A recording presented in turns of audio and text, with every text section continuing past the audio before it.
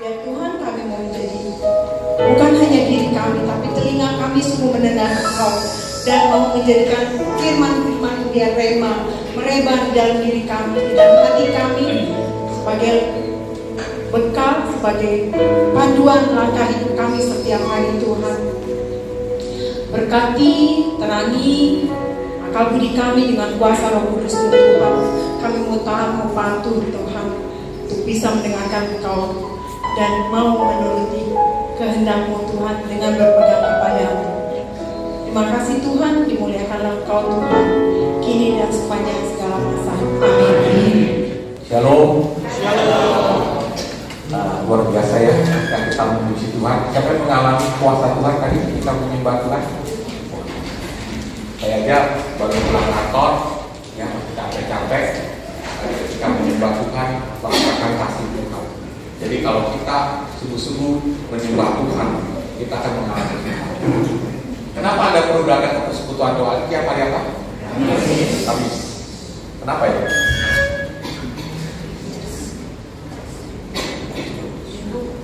Sabtu Minggu ke gereja dong? Bisa dong? Gimana naik itu lah? Ya dong. Senin? Turun dikit ya. Selasa? Rabu? Kamis? Jumat?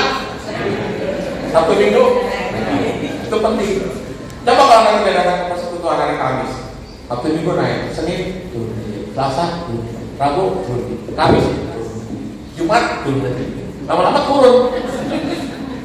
Ya. Gunanya kita persekutuan adalah kita mengalami kasih Tuhan. Nah, malam ini temanya adalah dari Yunus 4:1-11, diambil dari bulan kita suci nasional, yaitu kasih Allah gerakan pertobatan. Siapa di sini tidak berdosa? Tidak ada. Tidak ada. Siapa di sini yang berdosa? Oh. Pengen masuk surga? Siapa? Tapi masuk surga? Wah, kurang sungguh-sungguh nih. Di belakang yang angkat tangan kita. Ada yang mau duluan? Serius? Nggak ada yang mau duluan? Kemarin saya tanya ini, hari apa ya? Hari Senin, kalau masalah ya, saya tanya satu persekutuan doa. Saya mau surga? Wah, angkat tangan. Saya mau duluan? Satu orang muda yang angkat tangan. Artinya dia sudah. Kita tahu ya, ini ada teman saya dari kantor satu kerjaan. Kita baru kehilangan teman di kantor. Ya, teman saya dekat sekali, ya, tiap hari bersama, baru ngobrol. Terus Toto malamnya kena serangan jantung, terus meninggal. Sedih sekali rasanya ya, ketemu orang yang tiap hari kita bersama, terus gak ada cerita, gak ada apa, Toto dipanggil Tuhan secara mendadak. Saya yakin dia pasti masuk surga, karena dia anak Tuhan. Karena di surga, kita ngapain di surga? Saya tahu. Saya tahu. Ngapain? Senang-senang. Ya? Mulai. Nanti ada berbuka ya Pak ya, Wahyu 7 ya, ayat 9-17 ada baca. Itu di surga kita ngapain? Wahyu 7 ayat 9-17. Saya percaya ya, saya ceritain ya daripada lama ya. Toh, percaya aja. Jadi menurut Wahyu itu ditulis oleh Yohanes di Pulau Patmos berdasarkan penglihatan yang dia terima. Dia tulis di situ, di sorga ngapain? Di sorga itu ada suku bangsa dari segala macam, jumlahnya sangat luar biasa orangnya pakai jubah putih. Mereka semua para malaikat dan semua bangsa di sorga menyembah Tuhan. Hanya itu kerjaannya. Terus menyembah Tuhan. Bapak Ibu di sini ada yang pernah tukur? Gereja siapa? Yang pakai tukur di gereja. Kalau mau tampil latihan berapa kali? 4 kali. Di surga kita kerjaannya adalah menyembah Tuhan. Jadi kalau kita tidak latihan di bumi, sorga bingung, bener nggak? Gimana ya menyembah? Karena itu kita harus sering-sering menyembah Tuhan. Jadi karena gaya hidup. Saya minta tolong nih organisasi apa ya tadi? Rian canggih mainnya tadi. Saya sampai nangis tadi di belakang dengan Rian main.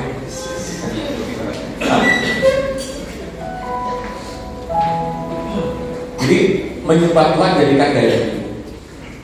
Siapakah aku ini Tuhan, jadi di matamu, dengan apakah ku balas Tuhan selain puji dan sembah. Saya nangkep satu hal di sini. Kita orang berdosa betul, tapi diangkat oleh Tuhan jadi ya luar biasa ya. Dari amanah yang dapat kita lakukan selain hanya menyembah Tuhan. Bapak Ibu terkasih, siapa di sini ikut terkait tim pemuji sebulan yang lalu dah di Kinasi? 1, 2, 3, 4, banyak juga ya alat sutra ya. Banyak ya. Ingat nggak hari Sabtu malam kita menyembah Tuhan berapa lama? 2 jam, 1,5 jam lah kurang lebih ya, dari jam 9:30 sampai jam 9:30 kurang lebih ya. Rasanya gimana?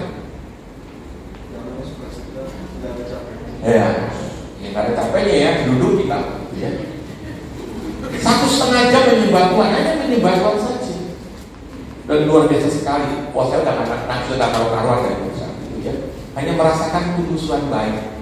Kita mengalami damai, sukacita. Nah itulah suasana surga.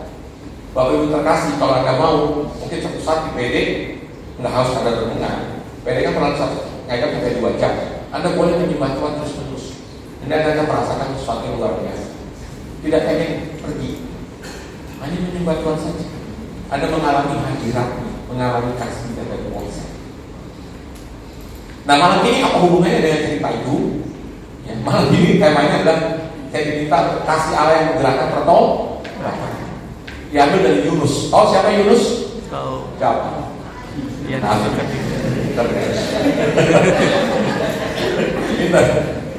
Dia diminta oleh Tuhan untuk Nabi kan menjadi juru bicara Tuhan untuk menyampaikan kepada orang-orang kota Niniwe penduduknya, karena penduduk kota Niniwe itu boleh dikatakan jahat dan mereka dosanya besar. Satu kota isinya kacau semua.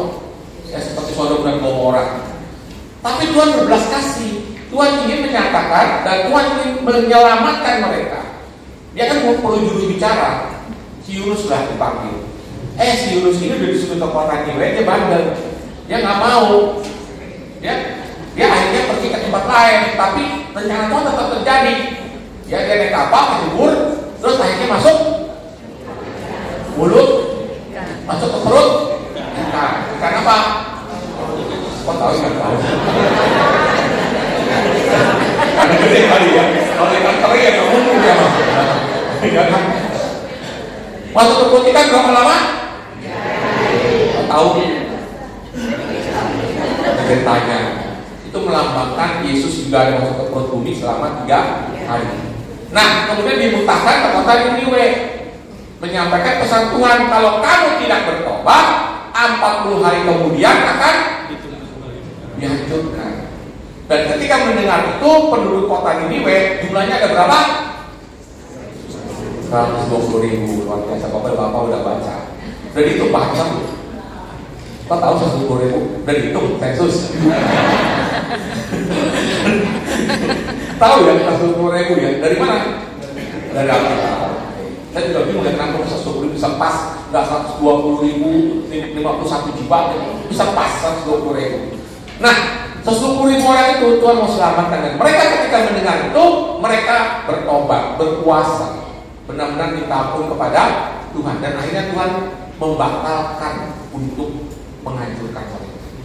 Nah, cerita ini berlanjut di Yunus 4:1. Sini ada kitab suci kan? Elektronik nggak ada ya? Oh ada, boleh ditampilkan ya. Karena udah pada nggak bawa kitab suci, udah hafal semua. Jadi Yunus 4 ayat 1 sampai 11. Silakan kita baca bersama-sama.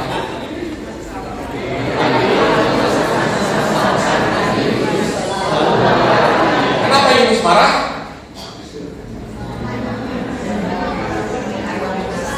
Iya.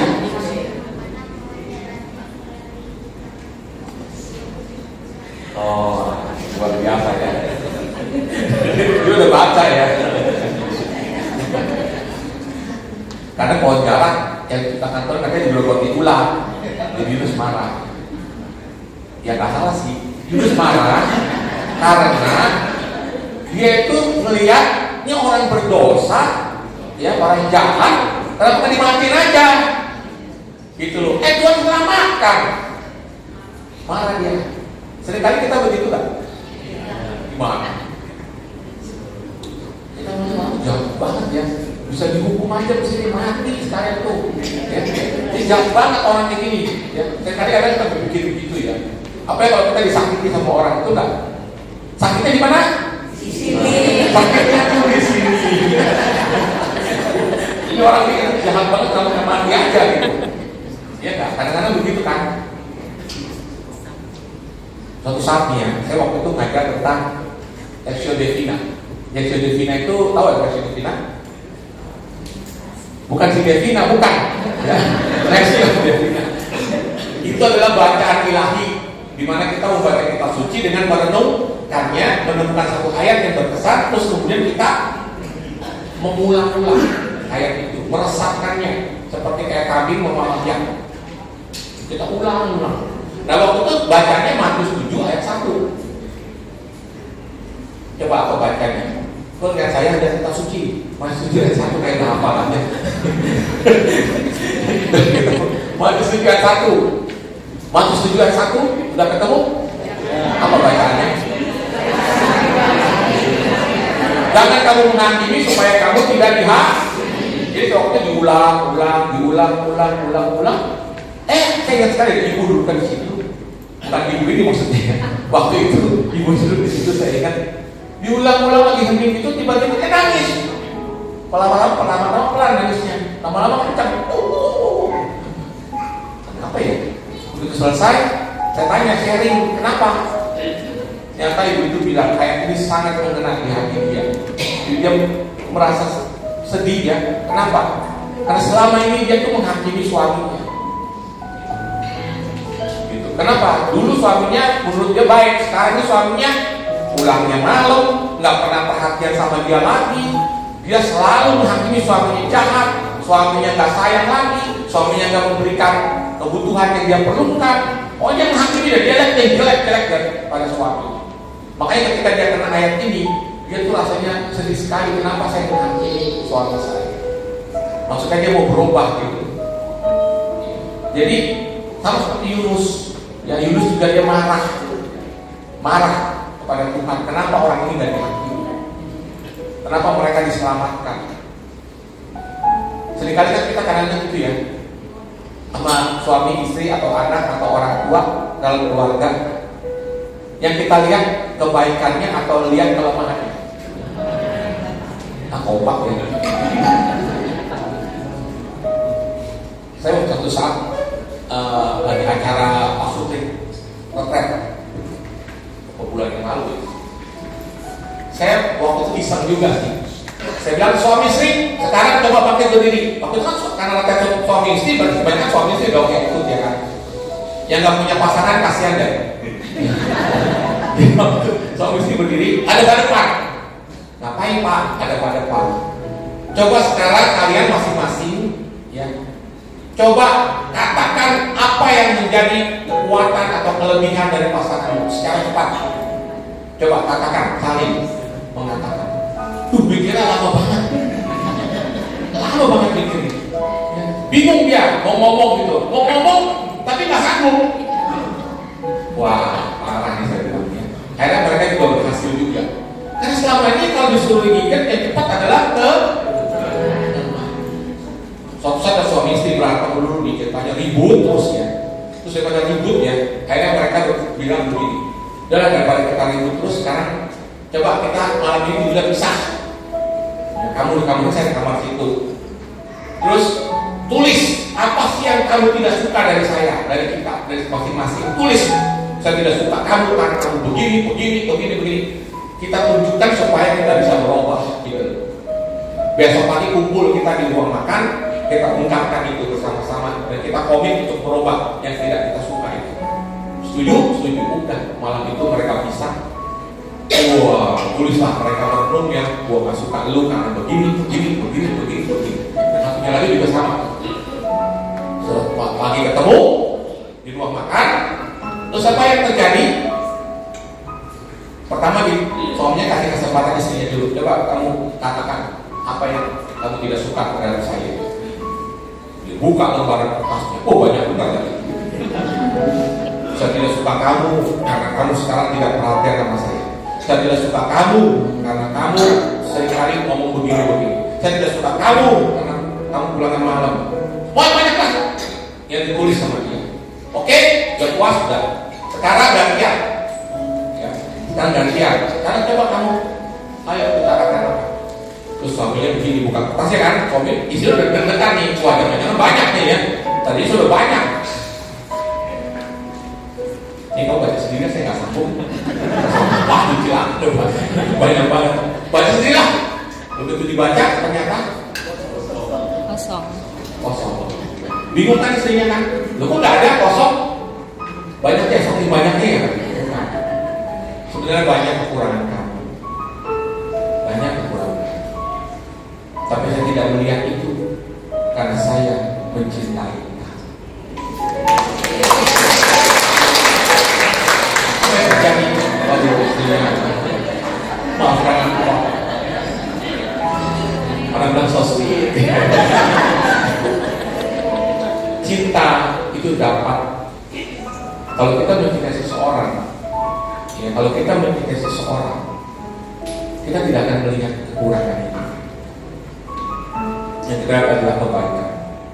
Tapi kalau kita membenci seseorang, kita tidak akan melihat kebaikan. Yang kita lihat adalah kelemahan. Itu beda. Nah, Yunus dalam cerita ini dia sangat sedih, marah kepada Tuhan karena dia bisa terima Tuhan itu mencintai orang ini. Berikutnya, ini ayat berapa? Ayat 4, ayat 1, ayat 2. Dan berdoalah, baca sama-sama. Dan berdoalah.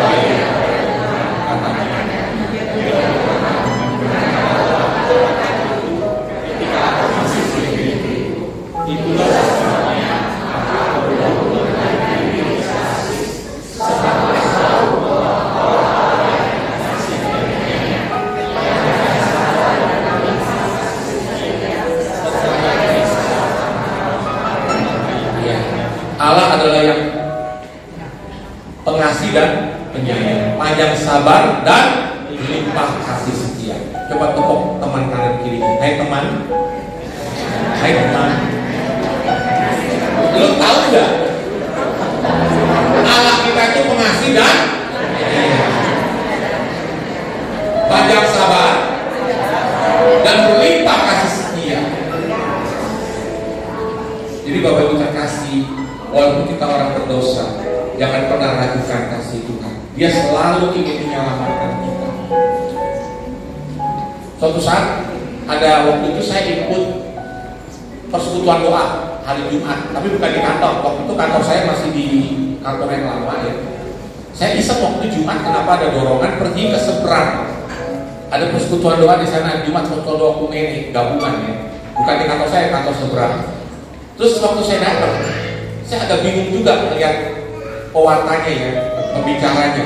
Orangnya kecil, ya kayak gak ada tampang begitu, kecil badannya. Terus ternyata dia cerita, ternyata dia itu orang yang takuti tadinya. Tangan kanan Hercules, tahu Hercules? Siapa dia?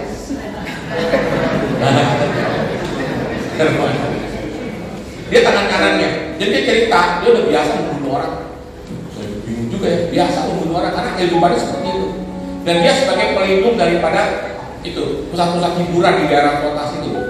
dia pelindungnya. Jadi dia terima uang bukan gila. Berarti jahat sekali kan kehidupannya ya. Nah suatu saat dia tuh biasa konsumsi narkoba. Sampai akhirnya suatu saat dia tuh overdosis, terus kemudian mulutnya keluar busa. Ya, akhirnya udah mau mati kan, dibawa ke rumah sakit. Dokternya udah angkat tangan, udah gigit badannya. Dalam keadaan mau mati begitu, dia masih ingat waktu kecil dia orang Kristen lagi kasihan banget ya, mantan preman. Waktu kecil biasa suka ikut sekolah minggu. Teringatlah lagu sekolah minggu. Waktu keadaan mau mati itu, ya. Tuhan sayang sama dia, Tuhan sayang sama dia. Dia kan sekolah minggu itu punya lagu. Ada dia dalam keadaan udah mau mati, dia minta ampun sama Tuhan. Tuhan kalau kau sembuhkan saya mau bertobat Tuhan. Minta ampun Tuhan, saya mau bertobat. Saya tidak mau lagi jadi preman. Saya mau bertobat Tuhan, kalau kau sembuhkan saya. Aneh loh, Tuhan itu sangat sayang. Benar-benar diselamatkan, bisa pulih. Soalnya dokter udah angkat tangan, dikasih kesempatan kedua, sembuh. Begitu sembuh benar dia bertobat. Ya, terus kemudian di sekolah kitab dan dia akhirnya mendirikan gereja. Gerejanya itu isinya di mana itu ada 400 orang ya. Semuanya adalah mantan preman semua isinya. Tuhan pakai dia luar biasa. Tuhan tuh panjang sabar. Contoh lain, saya pergi ke tempat yang sama juga beberapa minggu kemudian. Saya seru juga dengar gitu. Kali ini pembicaranya juga nggak ada tampang. Kotanya tampangnya kecil kan? Ini tampangnya nggak ada tampang kenapa? Karena ganteng banget. Saya pikir, orang saya ganteng banget kok itu rupanya hamba Tuhan. Benar terbakar saya. Dia ini tadinya hidupnya kacau. Jadi narkoba segala macam, orang tuanya bingung ya, orang tuanya cukup berada di sekolah kan ke Amerika. Pulang 4 tahun juga dapat gelar MBA, tapi makin parah keadaannya. Akhirnya orang tuanya pusing ya, dikenalilah dengan gadis yang baik. Mereka menikah. Begitu menikah, kehidupannya nggak berubah. Bapak muda ini makin parah. Dugem tiap malam, pulang pagi, kadang-kadang pulang maaf dalam keadaan mabok, terus dihantar sama wanita. Yang hebatnya istrinya nggak pernah tidur, maksudnya bukan nggak pernah tidur terus misalnya nggak tidur sebelum suaminya, dia nungguin. Kadang-kadang muntah dibawa ke kamar mandi, muntah dibersihkan, lalu dibopong dibawa ke tempat tidur. Setelah itu dia berlutut tempat tidur berdoakan suami. Coba bayangkan, hampir setiap malam seperti itu. Ini yang cerita bahwa ini ya. Dia bilang begini, kenapa dia bisa bertobat? Suatu saat dia merasa hatinya tuh kok jahat banget ya. Istrinya begitu baik sama dia, mengampuni dia, mendoakan dia, dan dia melukai istrinya terus kan dengan kelakuannya begitu. Akhirnya dia menyesal, dia bertobat dan karena itu dia tuh akhirnya sekolah Alkitab dan dia jadi hamba Tuhan. Karena doa dan kesetiaan istri. Allah juga bisa karena kasihnya menggerakkan bertobat. Sama saya juga begitu. Saya ini dulu waktu kecil itu nakal sekali. Karena saya orang tua saya boleh dikatakan maaf ya tidak mengenal Tuhan. Mereka kerjanya itu kereta api. Tahu kereta api? Duit terus.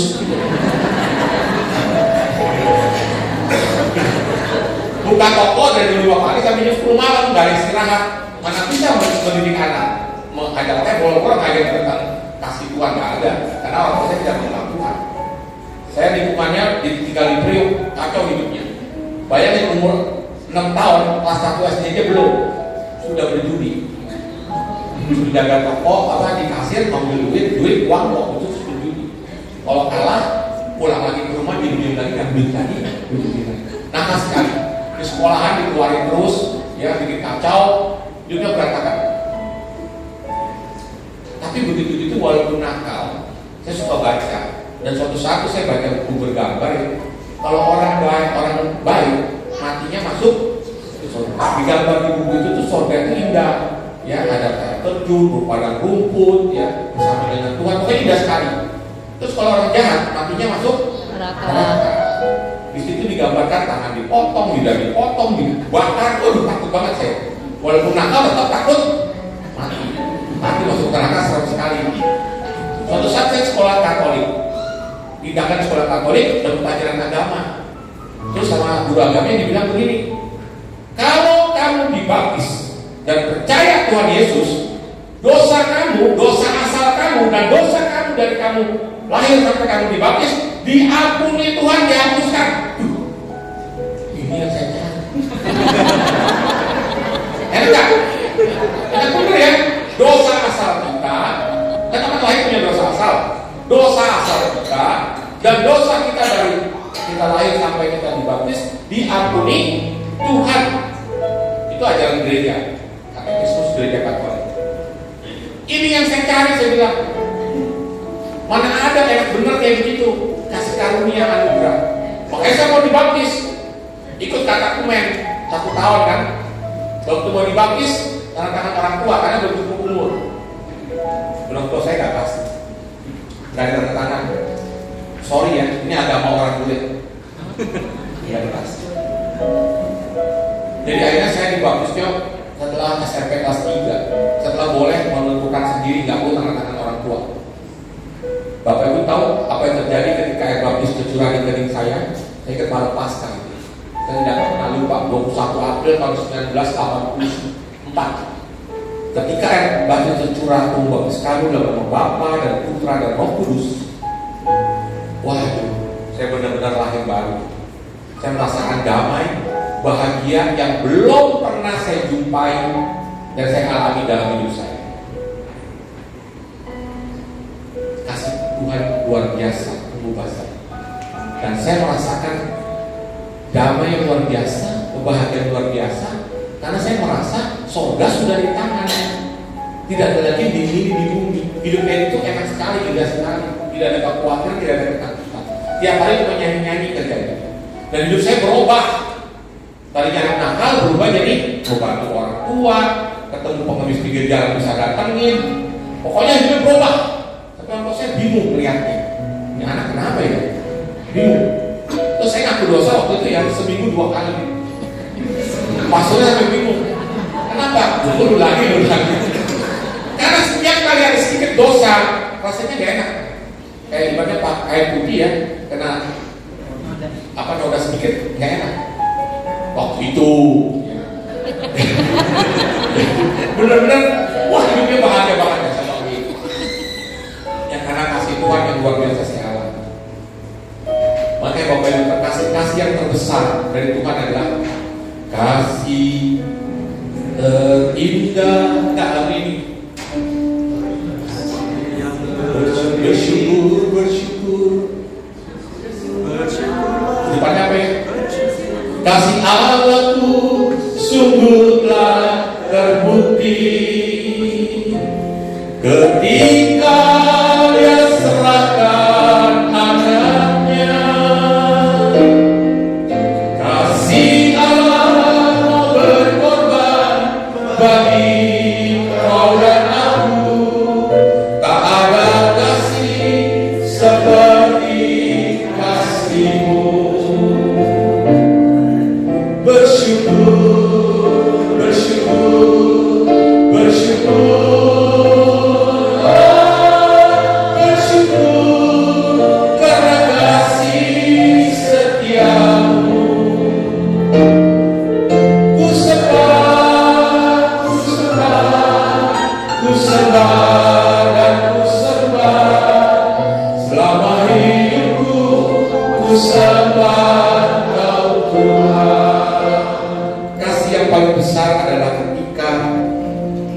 Yesus mati di kayu salib. Kasih yang terbesar. Dia ampuni segala dosa kita, Dia tebus, Dia gantikan kita. Ini kasih yang terbesar. Makanya setiap kali saya memandang salib, kalau misalnya saya sering nangis. Kenapa? Tuhan, saya sering kali melukai hati-Mu kembali. Dengan apa? Dengan dosa-dosa. Saya selalu sedih menangis, Tuhan. Saya sering kali menyakiti hati-Mu terus, menyalibkan Engkau kembali, padahal Engkau telah mati untuk saya. Itulah kasih yang terbesar ketika Dia mati untuk kita. untuk Anda dan saya. Dia ada kasih yang lebih besar daripada itu, kata Yesus. Bapak Ibu saudara terkasih, Yunus menyatakan bahwa kasih Allah, akhirnya disadari bahwa kasih Tuhan itu panjang, sabarnya berlimpah kasih setianya. Saya nggak lagi punya waktu yang terbatas. Kalau Anda mau baca silakan berikutnya ya. Jadi ceritanya benar kata adik tadi, ya. Dia kan ngomel-ngomel sama Tuhan. Tuhan kok baik menyelamatkan. Terus Tuhan kasih pelajaran sama dia, sama si Yunus ini.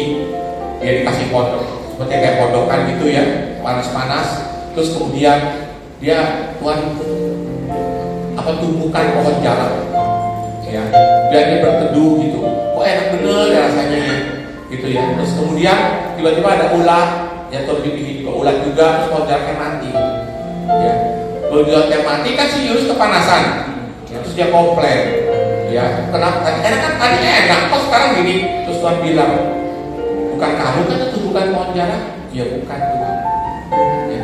Terus Tuhan bilang, ya, kamu aja, maksudnya pohon jarak yang pohon gitu aja, kamu sayang, maksudnya mati, gitu. Apalagi kenapa aku tidak mengasihi orang-orang ini?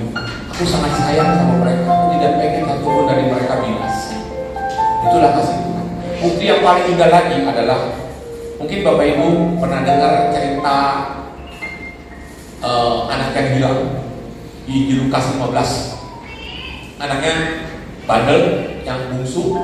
Dia belum saatnya 3 udah minta warisan. Bapaknya sebenarnya kesel juga ya, belum saatnya udah minta warisan.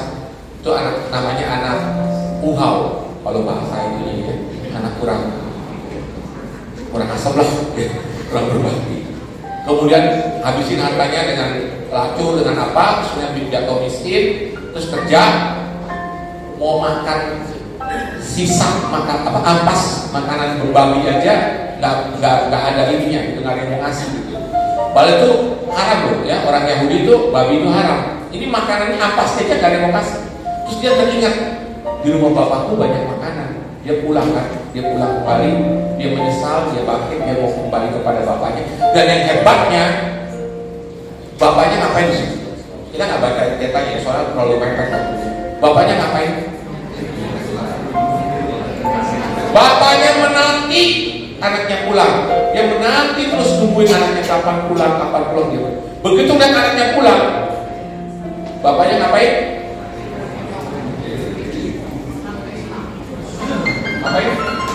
Berlari.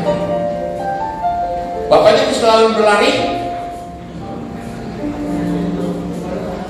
Padahal anaknya bau. Belum mandi kan, bau babi, makan makanan babi. Padahal itu masuk haram. Bapaknya memeluk. Bukan hanya memeluk, bapaknya kasih, dipulihkan keadaannya. Dikasih cincin. Itu Bapak yang luar biasa. Itu gambaran Bapak kita. Bukan hanya itu, diadakan pesta, potong, dosa. Siapa yang kasihan? Ya, abangnya. Bukan, yang kasihan adalah dombanya. Kenapa? Gara-gara anak bungsu ini pulang, dia itu melambangkan anak domba Allah.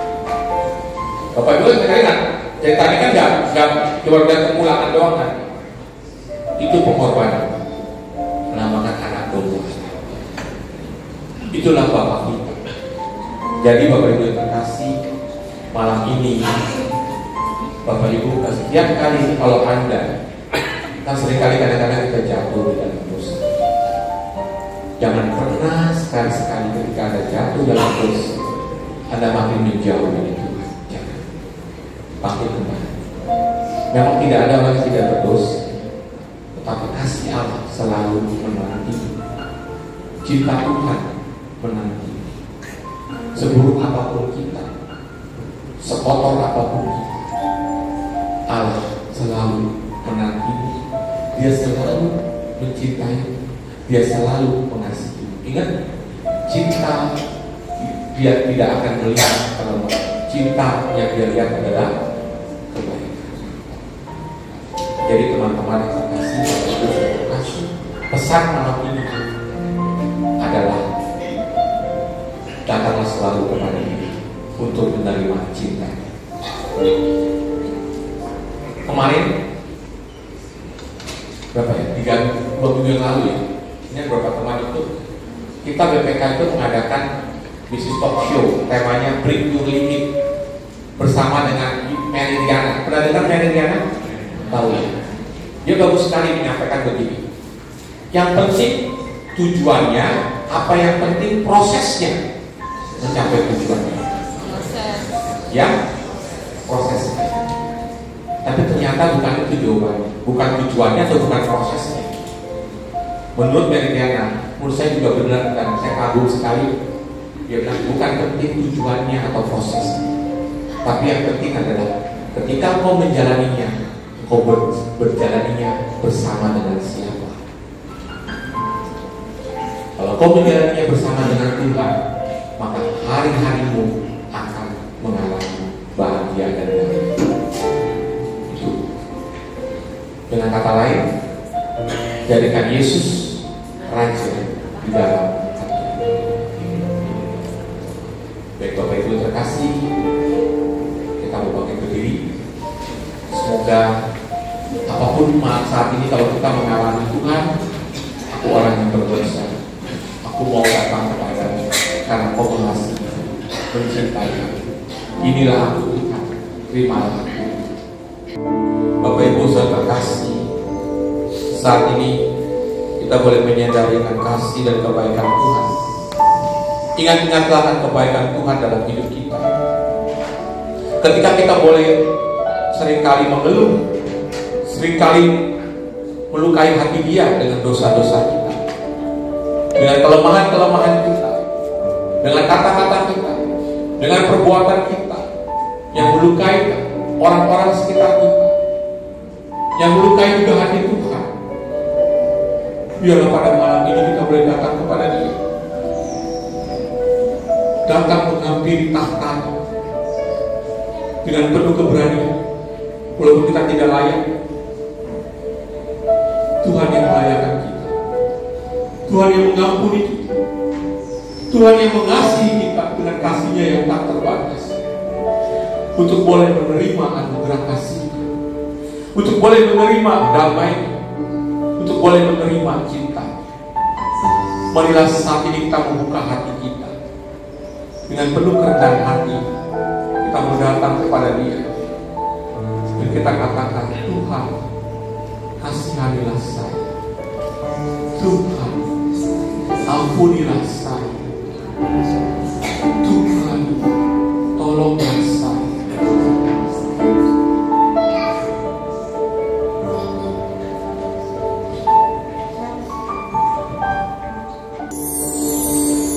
Terimalah kasih pengampunan dari Allah memenuhi hati kita pada saat ini.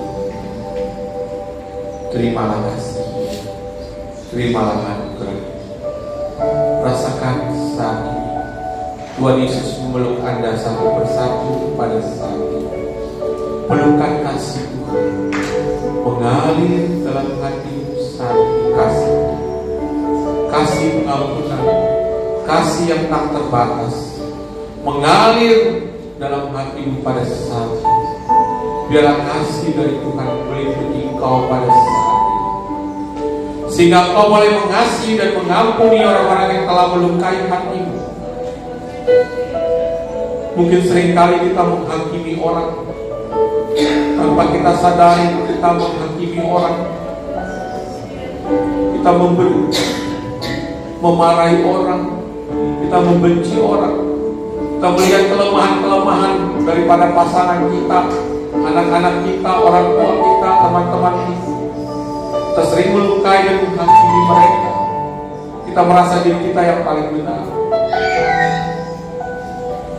Biarlah saat ini Kita mohon kasih Tuhan melingkupi hati kita pada saat ini. Kita mohon kasih Tuhan memenuhi kita pada saat ini. Biarlah kasih Tuhan mengalir dalam hatimu pada saat ini. Kasih pengampunan, kasih yang sejati mengalir dalam hatimu pada saat ini. Kita mohon kasih Tuhan mengalir dalam hati kita pada saat ini. Terima kasih. Terima kasih. Kasih-Mu, kasih-Mu. Terima kasih. Saat ini rasakan dalam hatimu kuasa Tuhan mengalir, memberikan damai sejahtera dalam hatimu. Kau merasakan kelegaan dalam hatimu. Kau merasakan damai dalam hatimu saat ini. Kasih Tuhan dicurahkan dalam hatimu pada saat ini. Terima kasih Tuhan, terima kasih. Terima kasih. Kemuliaan kepada Bapa dan Putra dan Roh Kudus kepada sekarang selalu dan sepanjang segala. Baik Bapak Ibu yang terkasih, biarlah Anda pulang nanti dari tempat ini dengan penuh sukacita, diliputi kasih Tuhan. Anda boleh bagikan kasih kepada orang-orang yang ada di rumah. Tuhan memberkati.